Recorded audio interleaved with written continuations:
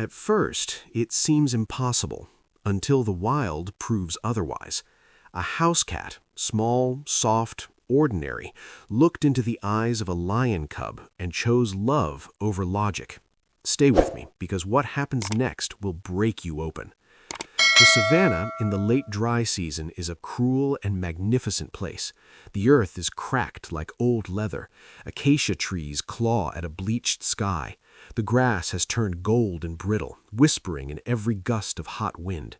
Somewhere beneath a rocky outcrop, sheltered by a shelf of sandstone worn smooth by centuries, a small tortoiseshell cat named Bella has built her nest. Bella is no wild creature. She belongs, or once belonged, to a remote farmstead on the edge of the Limpopo, abandoned when drought drove the family away. She stayed. Perhaps she did not know how to leave. Perhaps she simply refused. She had given birth to 3 kittens just 9 days before the morning that changed everything. 3 tiny, mewing creatures, one black, one gray, one striped like her, nursing in the dark beneath the stone. On that morning, the silence of the savannah broke.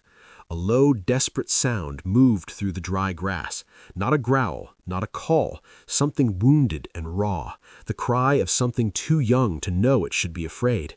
Bella's ears pinned back. Her tail went rigid. She pressed her body flat against the earth and watched.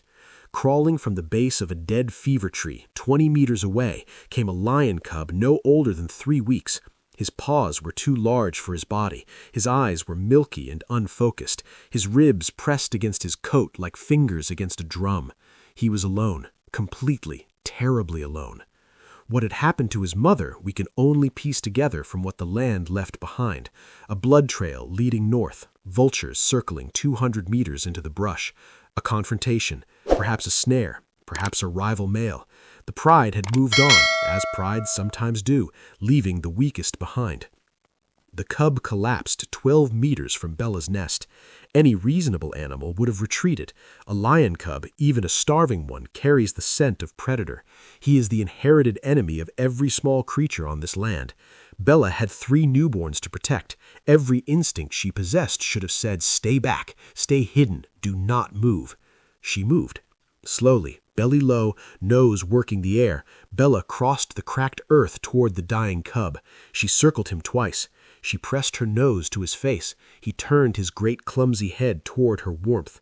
And then Bella did something that would have stunned every wildlife biologist who ever lived. She lay down beside him and began to clean him. Her small, rough tongue worked across his enormous domed head, the way she cleaned her own kittens. His crying slowed. His breathing settled. He pressed his face into her side. She brought him back to the nest. The weeks that followed were watched only by the savannah.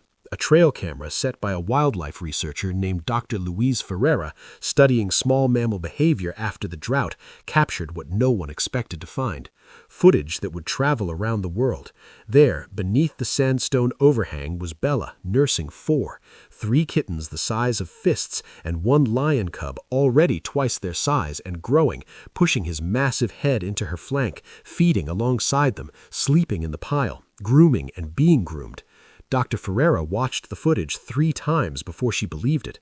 The cub, who researchers would call Ao, grew fast, terrifyingly fast. By week 6, he was larger than Bella. By week 8, his paws left deep impressions in the dust. And yet, something extraordinary held. He did not see himself the way the savannah saw him. He played with the kittens as though he were one of them. When the gray kitten wandered too far from the nest, it was Ao who padded after it and guided it home, nudging it with that massive head. When a monitor lizard came too close, it was Ao who placed himself between the nest and the intruder, and the lizard retreated. He had learned protection from a cat who weighed 4 kilograms, and he had taken the lesson seriously. The dramatic turn came in the 10th week. A male leopard, drawn by scent and hunger, came to the outcrop at dusk. He was large, scarred, opportunistic. He would have taken the kittens without hesitation. The footage shows him stalking low through the golden grass, eyes fixed on the nest.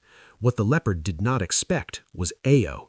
The cub stepped out of the shadow of the stone and stood between the leopard and his family. He was not yet a full lion, but he was close enough. He drew himself up and he roared, not a perfect roar, but a sound that carried every lesson this savannah had taught him, every night he had slept warm and protected and loved. The leopard froze, looked at this creature who smelled of lion and of cat and of something it could not categorize. Then it turned and disappeared into the grass. Bella walked out of the nest and pressed her head against Ao's leg. He lowered his great face and she cleaned him, the way she had cleaned him that first morning when he was dying, and she chose, against every law of nature, to save him instead. The baby she raised became the guardian she never knew she needed. The outcast became the protector.